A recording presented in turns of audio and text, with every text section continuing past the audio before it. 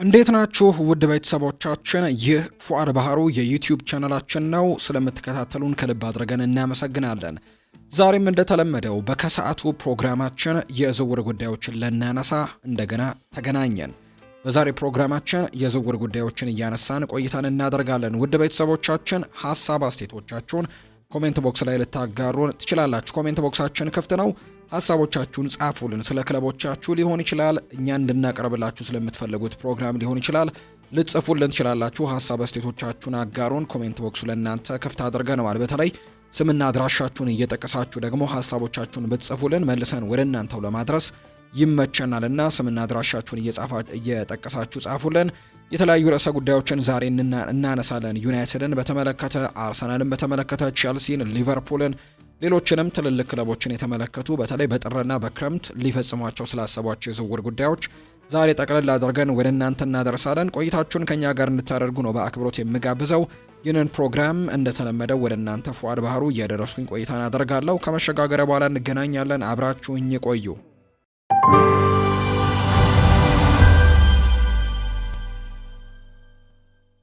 ባርሴሎና የማርከስ ራሽፎርድን ዝውውር ከማንቸስተር ዩናይትድ በቋሚነት ለማድረግ በሚወስደው እርምጃ ላይ አሁንም በጥንቃቄ እየተመለከተው እንደሆነ ተዘግቧል። የእንግሊዙ ኢንተርናሽናል ተጫዋች በአሁኑ ጊዜ ከማንቸስተር ዩናይትድ ወደ ባርሴሎና በውሰት ተሰጥቶ ለአንድ የውድድር ዓመትም እየተጫወተ ሲሆን በኑ ካምፕም ጥሩ ጅምርን ያሳየው።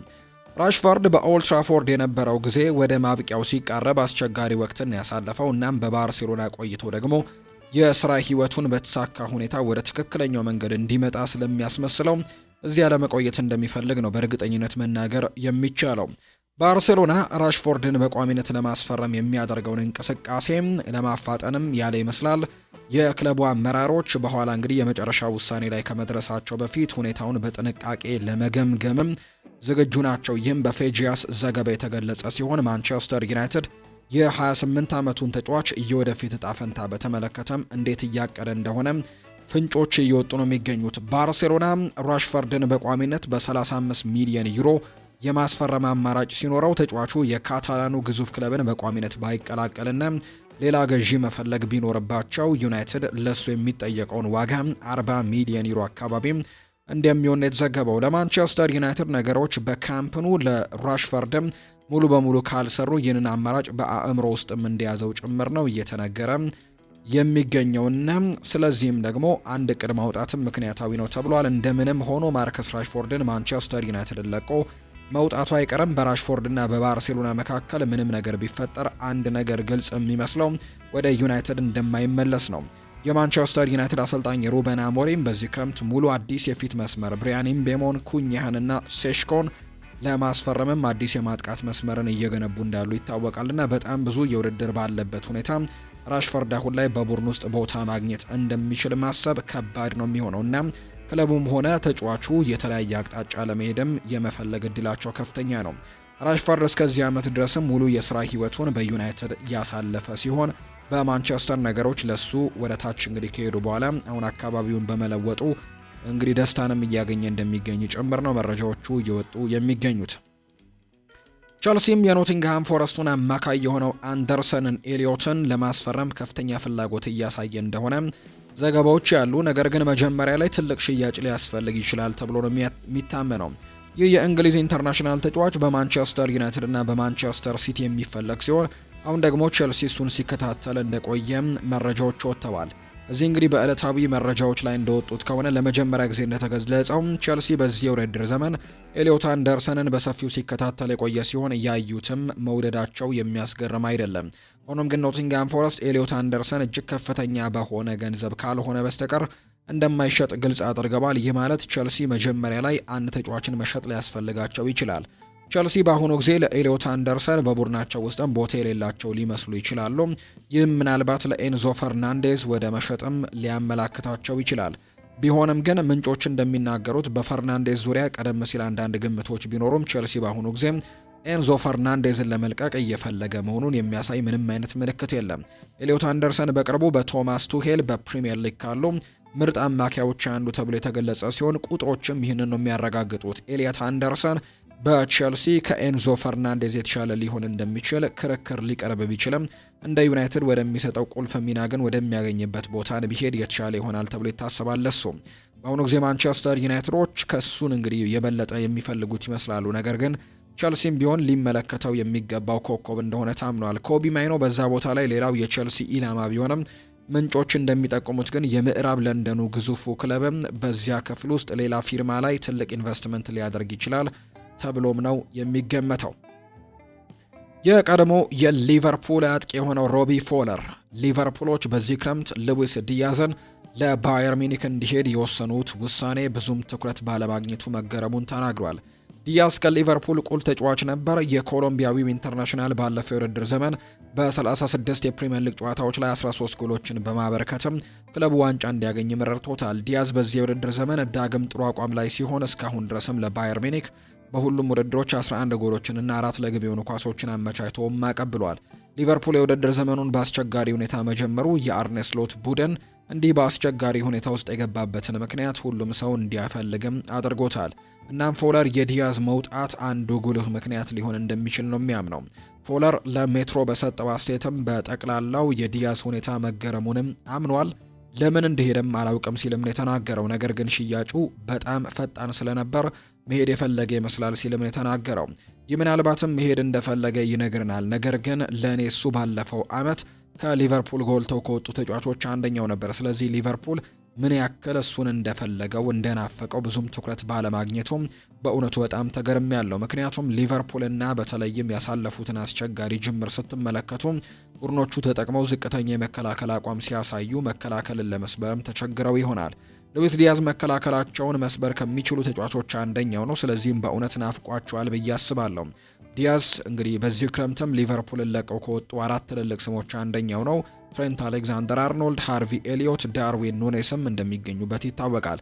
በርካታ አዳዲስ ተጫዋቾች ገብተዋል። ፍሎሪያን ቬርትስ፣ ጀረሚ ፍሪምፖንግ፣ አሌክዛንደር ኢሳክ፣ ሚሎስ ኪርኬስ፣ ሁጎ ኤኪቲኬ የመሳሰሉ ተጫዋቾች ቢመጡም ነገር ግን ለውጦች አልታዩም። የዲያዝ መጥፋት ግልጽ ምክንያት ቢሆንም ምናልባትም ከማንኛውም ነገር በላይ ብዙ ትልልቅ ለውጦች በአንዴ መደረጋቸው ዋንጫ ላሸነፈ ቡድን የአርነ ስሎት ቡድን ያልተረጋጋ እንደባለፈው የውድድር ዘመን ቡድኑ አብሮ ለመጫወትም ያለመደ እንዲሆን ያደርጎታል ሲልም ጭምር ነው የተናገረው። ኤሲ ሚላን በማንቸስተር ዩናይትድ ያልተፈለገውን አጥቂ ጆሹዋ ዝርክዚ ወኪሎች ጋር ግንኙነት መጀመራቸው ተገልጿል። ይህ የኔዘርላንድ ኢንተርናሽናል በቅርቡ ሌሎች ዘገባዎች ላይ ዝግጁ እንደማይሆን ቢገለጽም የጥር የዝውውር መስኮት ሲቃረብ ግን የሮሰነሪዎቹ ኢላማ ሆኗል። ማንቸስተር ዩናይትድ በቅርብ ጊዜ ለጆሹዋ ዝርክዚ ብዙ እድሎችን እየሰጠው አልነበረም። ነገር ግን የማንቸስተር ዩናይትዱ አሰልጣኝ ሩበን አሞሪም እሱ በሚያቀርበው የቡድን ጥልቀት በማግኘቱ ደስተኛ እንደሚሆኑ መገመት ይቻላል። ሆኖም ግን ጆሹዋ ዝርክዚ በዚህ ደስተኛ ላይሆን ይችላል። ታዲያ ይህ የዝውውር ውዝግብም እንዴት ሊቋጭ ይችላል? ባለፉት ጥቂት ቀናትም የተዘገበው ማጠቃለያ እንደተለያዩ መረጃዎች መሰረት ከሆነ የሰን ዘገባ እንደሚያመለክተው ዚርክዚ በዚህ የጥር ተጫዋቾች የዝውውር መስኮት ኦልድ ትራፎርድን ለቆ ለመሄድ ምንም አይነት እድል እንደሌለው አስቀድሞ እንደተነገረው ነው መረጃው የሚያሳየው። ይሁን እንጂ አሁን የወጣው የኮሪየር ዴሎ ሴራ መረጃ እንደሚያሳየው ከሆነ ሚላን በ24 ዓመቱ ተጫዋች ላይ ፍላጎት እንዳለውና ከወኪሎቹ ጋርም ግንኙነት እንዳደረገ ነው የተገለጸው። ይህ በእንዲህ እንዳለ ፋብሪዚዮ ሮማኖ ስለ ጆሹዋ ዝርክዚ ሁኔታም ተናግሯል። እናም ተጫዋቹ ሊንቀሳቀስ እንደሚችል ውድቅ አላደረገም፣ ምንም እንኳን ሚላን ባይጠቅስም። በፋብሪዚዮ ሮማኖ መሰረትም ሮማና ዌስትሃም ጆሹዋ ዝርክዚን ይፈልጉታል። ሮማኖ በሂር ዊጎ ፖድካስቱ ላይ ሲናገር መጀመሪያ ዌስትሃም ነበር፣ አሁን ደግሞ ሮማ የጆሹዋ ዝርክዚን ሁኔታ ለመረዳትም አንዳንድ ጥሪዎችን አድርገዋል። ስለዚህም በኔዘርላንዳዊው አጥቂ ዙሪያ ያለው የዝውውር ገበያ እንደገና እየተንቀሳቀሰ ነው። ግልጽ ነው እንደ ሴሽኮ ያለ ተጫዋችም ሲጎዳ እንደ ዝርክዚ ያለ ተጫዋችም በቁጥር 9ም ሆነ በቁጥር 10 ቦታዎች ላይ መሸፈን በሚቻልበት እድል አለ። ሩበን አሞሪም እንደ ምርጮቹ ዘገባ ከሆነ ኮቢ ማይኖ እና ጆሹዋ ዝርክዚ መልቀቅ ፈጽሞ አልፈለገም። ምክንያቱም ዝርክዚ በርካታ ቦታዎችን መሸፈን ስለሚችል በጣም አስፈላጊ ሊሆን እንደሚችል ያምንበታል። ከዚያም ደግሞ የዓለም ዋንጫ አለ። ተጫዋቹ በመደበኛነት መጫወት እንደሚፈልግ ግልጽ ነው። ስለዚህ ይህ በዚርክዚና በወኪሎቹና በማንቸስተር ዩናይትድ መካከልም የሚደረገው ውይይት እንዴት እንደሚሄድ የሚታይ ጉዳይ ነው ተብሎ ነው የሚታመነው። ከቼልሲ ጋር አንዳንድ ወሬዎች ቢወጡም የሪያል ማድሪድ አጥቂ ሮድሪጎ ጓይሽ ቀጣዩ ሊሆን የሚችለው መዳረሻ ግን ቶትናም እየሆነ እንደመጣ መረጃዎች ያሳያሉ። ይህ የብራዚል ኢንተርናሽናል በዚህ የውድድር ዘመን በሻቪ አሎንሶ ቡድን ውስጥም በመደበኛነት እየተጫወተ አይደለም፣ ነገር ግን በተቀያሪ ወንበር ላይ መቀመጡን ለመቀጠል በጣም ጥሩ ተጫዋች ነው። ፋብሪዚዮ ሮማኖ በቅርቡ በዩቲዩብ ቻናሉ ላይ ስለ ሮድሪጎ ሁኔታ ተናግሮ ነበር። ከቼልሲ ጋር የሚገናኙት የዝውውር ወሬዎችንም ቀነስ እንዲያደርጉ ዘግቧል። አሁን ደግሞ ሌላ ትልቅ መረጃን አውጥቷል። አንድ የዝውውር የውስጥ አዋቂ ሮድሪጎ ከሳንቲያጎ ቤርናቢው ከወጣ ወደ ቶትናም እንደሚሄድ እንደሚጠብቅ ነው የገለጸው። የቀድሞ የኤቨርተን ዋና ስራ አስፈጻሚ የነበሩት ኪት ዋይነስ እንግዲህ ከፍተኛ እግር ኳስ ክለቦችን በአማካሪ ድርጅት ውስጥ ይሰራሉ። ለፉትቦል ኢንሳይደር ፖድካስትም ሲናገሩ ሮድሪጎ ወደ ስፐርስ ሊያደርግ ስለሚችለው ዝውውርም መስማታቸውን ገልጸዋል። እንዲሁም ደግሞ ፍሎሪያን ቬርትስ በተቃራኒ አቅጣጫ ሊሄድ በሚችልበት ሁኔታም ወደ ሊቨርፑል ሊያደርግ ስለሚችለው አስገራሚ ዝውውርም ጠቅሰዋል። ሲናገሩም እንግዲህ እኔ እንደማስበው ወደ ስፐርስ ይሄዳል፣ ነገር ግን የደረሰኝ ሹክሹክታ ከሊቨርፑል ጋር ፍሎሪያን ቬርትስን የሚያካትት ሊሆን የሚችል ልውውጥ ስምምነት ነው ሲል ይናገራል። አሁን ላይ ፍሎሪያን ቬርትስ የጀመረውን ጥሩ ጅምር ከግምት ውስጥ ስናስገባ ይህ ከምናባዊነት በላይም አይደለም። እሱ ወደ ሪያል ማድሪድ የአጨዋወት ዘይቤና የላሊጋ ዘይቤም በተሻለ ሁኔታ ሊገባ የሚችል ይመስለኛል ሲልም ጭምር ነው የተናገረው። ይህም እንግዲህ አንዳንድ እውነታዎች ሊኖሩት የሚችሉት ነገር ሊሆን ይችላል። ወዲያውኑ ደግሞ አላጣጣልኩትም ብሏል። ነገር ግን ቶትናም ከሪያል ማድሪድ ለማስፈረም ገንዘቡን የሚከፍለው ቡድን እንደሚሆን ግን አስባለሁ። ስፐርስ በብርቱ ደግፎታል ብዬ ጠብቃለሁ። ነገር ግን ያ የሊቨርፑል ፍሎሪያን ቬርትስ ታሪክ ለእኔ ምክንያታዊ የሆነ መስሎ ታይቶኛል። ሮድሪጎ በጥሩ ቀናቶቹ ጥራት ያለው ተጫዋች መሆኑን እንደሚችል አሳይቷል። ነገር ግን ለሪያል ማድሪድ የቅርብ ጊዜ አቋሙ ግን በጣም ደካማ ነው። በዚህ ደረጃ እንደ ቶትናም ወይም ቼልሲ ላሉ ትልልቅ ቡድኖች በእርግጥም ተጨማሪ ነገር ሊሰጥ ይችል እንደሆነ መጠየቅ ያስፈልጋል። ቼልሲ ብዙ የአጥቂ አማራጮች አሉት። ስለዚህም ፋብሪዚዮ ሮማኖ እነዚህን ወሬዎች ማጣጣሉ ብዙም የሚያስደንቅ አይደለም።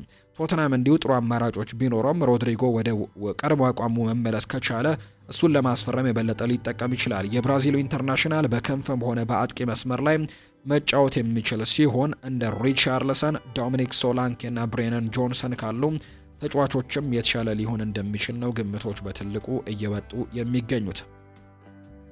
የሊቨርፑል ያልተሳካለት ፈራሚ ፍሎሪያን ቬርትስ ከሪያል ማድሪድ ጋር በተደረገ ሊሆን በሚችል የልውውጥ ስምምነት ምክንያትም ክለቡን ለትንሽ ጊዜ ለቆ ሊሄድ እንደሚችል ተዘግቧል። ፍሎሪያን ቬርትስ በክረምቱ ከባየር ሌቨርኩዘን ሊቨርፑልን ከተቀላቀለ በኋላም ሲቸገር ቆይቷል። እናም በአንፊልድ ያለው ቆይታ አጭር ሊሆን ይችላል። በፉትቦል ኢንሳይደር ፖድካስት ላይ የተናገሩት የቀድሞ የኤቨርተን ዋና አሰልጣኝ የነበሩት ኪት ዊነስ እንደገለጹት ቬርትስ ከሪያል ማድሪድ አጥቂ ሮድሪጎ ጉዌስ ጋር በሚደረግ የልውውጥ ስምምነት ውስጥም ሊካተት ይችላል የሚለው ወሬው መረጃዎች እየጨመሩ መጥቷል ነው ያለው። አሁን ላይ ከፍተኛ የእግር ኳስ ክለቦች እንደ አማካሪ ሆነው የሚሰሩት ዊነስ በፉትቦል ኢንሳይደር ላይ ሲናገሩም ቬርትስ ወደ ቤርናቢው ሊሄድ ስለመቻሉ ሰምቻለሁ ነው ያሉት። ምንም እንኳን የጀርመኑ ኢንተርናሽናል ሊቨርፑልን ከተቀላቀለ ገና ጥቂት ወራት ቢሆኑትም ይህ ግን በቀላሉ በሚጣጣል ወሬ ያለመሆኑን ነው እርግጠኛ መስሎ የተናገረው። ዊነስ ሲናገርም እኔ እንደማስበው ከሆነ ሮድሪጎ ወደ ስፐርስ ይሄዳል፣ ነገር ግን የደረሰኝ ሹክሹክታ ግን ከሊቨርፑል ጋር ፍሎሪያን ቬርትስን የሚያካትት ሊሆን እንደሚችል የልውውጥ ስምምነትም እንዳለ ሰምቻለሁ ነው ያለው። አሁን ላይ ፍሎሪያን ቬርትስ የጀመረውን ጅምር ከግምት ውስጥ ስናስገባ ይህ ከምናባዊነት በላይ አይደለም። እሱ ወደ ሪያል ማድሪድ ያጫወት ዘይቤና የላሊጋ ዘይቤ የተሻለ ሁኔታ ላይ ሊገባ የሚችል ይመስለኛል። ይህ አንዳንድ እውነታ ሊኖር የሚችል ነገር ሊሆን ይችላል። ወዲያውኑ ግን አላጣጣሉትም። ነገር ግን ቶትናም ከሪያል ማድሪድ ለማስፈረም ገንዘቡን የሚከፍለው ቡድን እንደሚሆን ግን አስባለሁ። ስፐርስ ይህንን ተጫዋች በትልቁ እንደሚፈልገውም አምናለሁ ሲልም ጭምር ታይቷል። አብዛኛው የሊቨርፑል ደጋፊዎች ፍሎሪያን ቬርትስ በመርሲሳይድ ውስጥም ያለውን ቀረፋፋ ጅምር አልወደዱትም። ነገር ግን በተመሳሳይ ጊዜ ታጋሽ ሆነው ትንሽ ተጨማሪ ጊዜያቶች ለመስጠት ዝግጁ ናቸው። የ22 ዓመቱ ተጫዋች በሌቨርኩዘን በዓለም ላይ ካሉ ምርጥ ተሰጥኦች መካከል አንደኛው ተደርጎ ታይቷል። እናም ያንን ሁሉ ችሎታ ደግሞ በአንድ ጀንበር ያጣል ተብሎ አይታሰብም። ቬርትስ ለአርኔ ስሎት ቡድን እስካሁን ካሳየው የተሻለ ሁኔታ መጫወት እንደሚችል እርግጠኛ ነው እና ምናልባትም ከአዲሱ ቡድን ከአዲሱ ስልቶችና በአዲስ ሊግ ውስጥም የመጫወት ፍላጎቶች ጋር መላመድ ብቻ ሊሆን እንደሚችል ይገመታል። ይህ በእንዲህ እንዳለ በአሁኑ ጊዜ በሊቨርፑል እየተቸገረ ያለው ፍሎሪያን ቬርትስ ብቻ እንዳልሆነ ግልጽ ነው። የጀርመናዊው አሰልጣኝ ዩሊያን ናግልስመን ይህንን ሀሳብ ሰጥተውታል። ናግልስመን ቬርትስ እየፈጠራቸው ያሉ እድሎችን የሊቨርፑል ቡድን አጋሮቹ ጎል ማስቆጠር ባለመቻላቸው እየተጎዳ እንደሆነ በይፋ ተናግረዋል። ናግልስመን በቅርቡ ስለ ፍሎሪያን ቬርትስ ሲናገሩም ስካይ ስፖርት እንደዘገበው ከሆነ ሊቨርፑል እሱ የሚፈጥራቸውን እድሎችም እንዲሁ የተወሰኑ በማስቆጠር ሊረዱትም ይችሉ ነበር ሲልም ጭምር ነው የተናገረው። እነሱ እንግዲህ ኳሶችን ወደ ግብነት ማስቆጠር እየፈለጉ አይመስልም ሲልም ነው የተናገረው። አሰልጣኝ የሆነው ዩሊያን ናግልስመን ነው ይህንን ሀሳብ እየሰጠ የሚገኘው። አክሎም እንግዲህ መላው ክለብ ዘንድሮ እንደ ባለፈው ዓመት የተረጋጋ አይመስለኝም። አሁን ወደ ቡድን ውስጥም መስማማት በጣም ከባድ እንደሆነባቸው ተመልክቻለሁ ሲል ይናገራል። ስለዚህም ፍሎሪያን ቬርትስ ትልቅ ተጽዕኖ እንዲያሳድር አስቸጋሪ አድርጎበታል። በመጨረሻም አጠቃላይ ሁኔታው ትንሽ ተጨማሪ ጊዜ ብቻ እንደሚያስፈልገው የሚያሳይ ነው። ይህ ደግሞ የተለመደ ነው። ወደ ፕሪሚየር ሊጉ በሚዘዋወሩ ሌሎች ተጫዋቾች ላይም ይህንን ነገር እንመለከታለን ሲልም ጭምር ነው የተናገረው። አርሰናል በአሁኑ ጊዜ ለፌኖርድ የሚጫወተው የጁሪያን ቲምበርን ወንድም የሆነው ኩዌንተን ቲምበርን ከሚከታተሉ ክለቦች መካከል አንደኛው እንደሆነ ተገልጿል። እዚህ እንግዲህ በመረጃዎቹ ላይ እንደወጡት ከሆነ ለመጀመሪያ ጊዜ እንደተዘገበው የ24 ዓመቱ ሆላንዳዊ ተጫዋች ከፌኖርድ ጋር ያለው ውልም ወደ ማብቂያው እየተቃረበ ሲሆን ቦሩሲያ ዶርትመንድም እሱን ለማስፈረም ቀዳሚ ተወዳዳሪ ነው። ቢሆንም ግን ምንጮች እንደሚናገሩት አርሰናል፣ ማንቸስተር ዩናይትድ እና ዌስትሃም በሚቀጥለው ክረምት ለኩዌንቲን ቲምበር ፊርማም ውድድር ውስጥ ሊገቡ እንደሚችሉ እየተነገረ ይገኛል። ፌኖርድ በነጻ ዝውውር እንዳያጣው ቲምበርን ለጥሬ ገንዘብ ለመሸጥ ቢሞክርም ዶርትመንድ በጥር ወር ዝውውሩን በማፋጠን ነገሮችን ሊያፋጠን ይችላል ተብሎ ነው የሚታሰበው።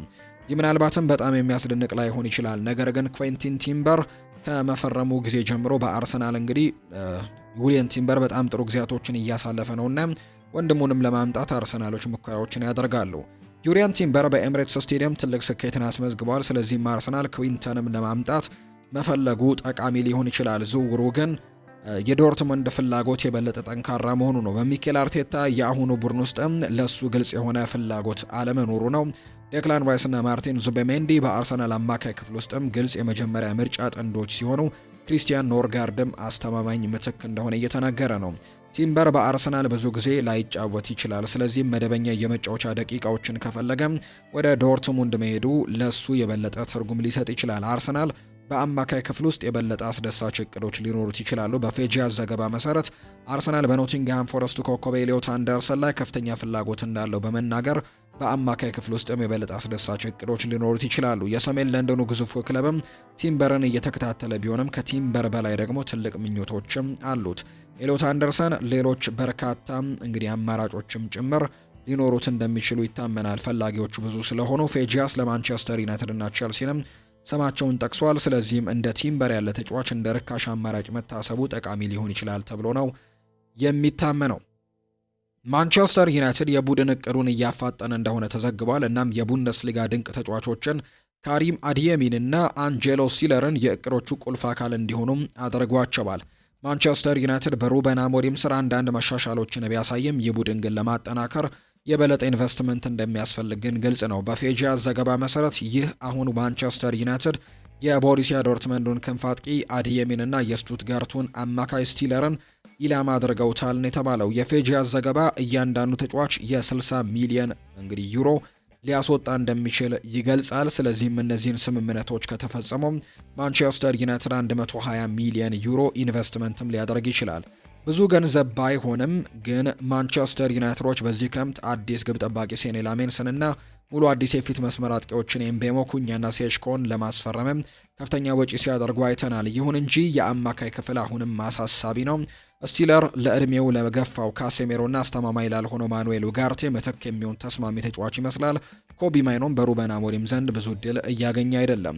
አዲየሚ በበኩሉ በውሰት የተላኩት ማርከስ ራሽፎርድ እና ጄደን ሳንቾ ወደ ኦልድ ትራፎርድ እንደማይመለሱም እርግጠኛ ስለሆነ ለማጥቃቱ ሌላ ጠቃሚ ተጨማሪ ተጫዋች ይሆናል።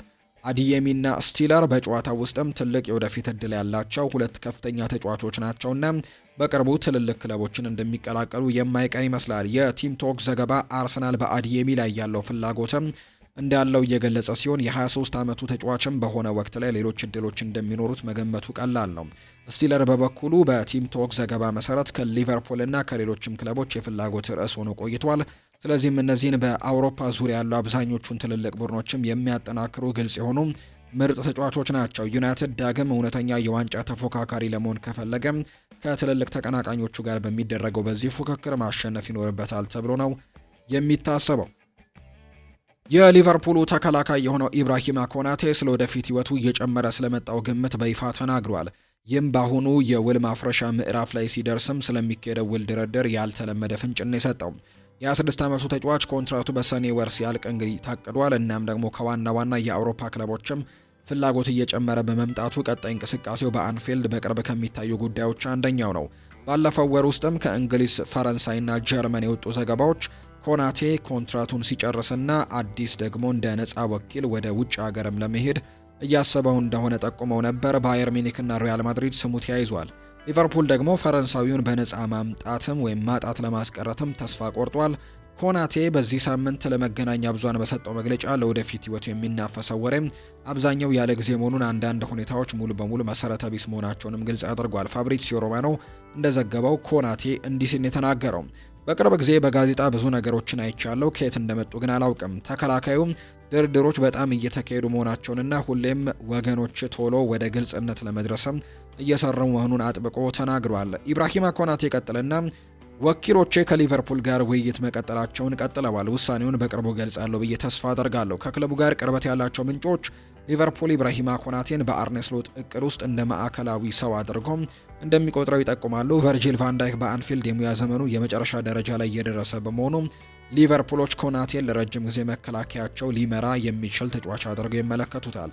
አርኔ ስሎት ፈረንሳዊውን ተከላካይ በአንፊልድ ማስቀጠል ይፈልጋል። ኮናቴ በፕሪሚየር ሊግ ውስጥም በጣም በአካል ብቃት ካላቸው ተከላካዮች አንደኛው ሆኖ ቀጥሏል።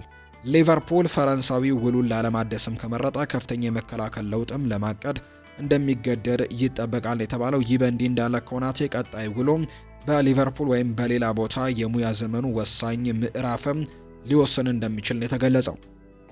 ከፕሪሚየር ሊግ ቡድን ለመልቀቅ ከወሰነ በቅርቡ ትሬንት አሌክዛንደር አርኖልድ ኮንትራቱን ጨርሶ እንደ ነፃ ወኪል ለቆ ሲሄድም ካጋጠማቸው ጋር ተመሳሳይ ሁኔታ ሊገጥማቸው ይችላል። ኮናቴ በጥር ወር ከሌሎች ቡድኖች ጋር የመደራደር ይችላል። ነገር ግን ሊቨርፑል በአዲስ ውል ስምምነት በቅርቡ ላይ ሊደርስ እንደሚችል ግን ተስፋም ያደርጋል። እንደ ስካይ ስፖርት ዘገባ ከሆነ ማንቸስተር ሲቲ የቦርንመዙን አጥቂ አንቷን ሴሜኒዮን በጥብቅ መከታተል ጀምረዋል። ይህም የፕሪሚየር ሊጉ ግዙፍ ክለብ ለቀጣዩ ዓመትም የፊት መስመሩን የማሰስም እቅዶቹን በጸጥታ እያጠናከረ ነው። የ25 ዓመቱ የጋናው ዓለም አቀፍ ተጫዋችም በሊግ ውስጥ በጣም ተለዋዋጭ ከሆኑና በጠንካራ ሁኔታ ከሚሮጡ የክንፍ አጥቂዎች መካከል አንደኛው ሆኖ ብቅ ብሏል። ይህም የበርካታ ከፍተኛ የእንግሊዝ ክለቦችን ፍላጎት ስቧል። በሚቀጥለው ዓመት የአጥቂ ተጫዋቾችን መፈረም የሚፈልገው የአርኔ ስሎት ሊቨርፑል የቦርንመዙን አጥቂ ለማስፈረምም ስሙ ተያይዟል። ከሊቨርፑል በተጨማሪ ማንቸስተር ዩናይትድም በጎን አጥቂው ላይ በክንፍ አጥቂው ላይ ትክክለኛ ፍላጎት እያሳየ ነው።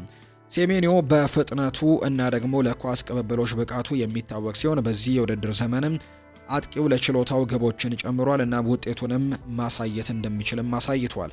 በዚህ የውድድር ዘመን በ11 የፕሪሚየር ሊግ ጨዋታዎች 6 ግቦችን አስቆጥሯል። እናም በእንግሊዝ ውስጥም ካሉ ከፍተኛ ክለቦች አንዱን ደግሞ ለማስፈረምም ፍላጎት ማሳየታቸውንም የሚያስደንቅ አይደለም።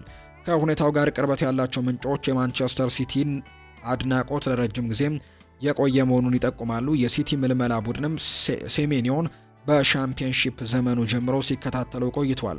ጓርዲዮላ በሁለቱም በመሃልና በክንፍ መስመሮች ላይ መስራት የሚችሉ ያለማቋረጥ ጫናዎችን የሚፈጥሩና ትልልቅም ስልታዊ ርቀቶችን የሚሸፍኑ ብዙ ችሎታ ያላቸው አጥቂዎችን ያደንቃል። የሴሜኒዮ ፈጣን የኳስ እንቅስቃሴና የመከላከል የስራ ፍጥነትም የሲቲ ፍላጎት ዋነኛ ምክንያቶች እንደሆኑ ነው የሚታመነው። ቦርንመዝ ሴሜኒዮን በአንዶኒ ኢራኦላ የረጅም ጊዜ ፕሮጀክታቸው ውስጥም ዋና አካል አድርገው ይቆጥሩታል። አጥቂው በቅርቡ አዲስ ውል ስላፈረመ ቦርንመዝ ለአጥቂውም ከፍተኛ መጠን ያለው ገንዘብ ይጠይቃል ተብሎ ይጠበቃል።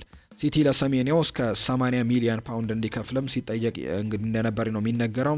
ሴሜኒዮ ለመልቀቅ እየጣረ አይደለም፣ ነገር ግን እንደ ሲቲ ካሉ ክለቦች የሚመጣው ፍላጎት በቅርብ ወራት ውስጥ ሰፊ የዝውውር ንግግሮችን ሊያጠናክሩ እንደሚችሉ የሚያሳዩ መረጃዎችን ነው በትልቁ እየሰማን የምንገኘው።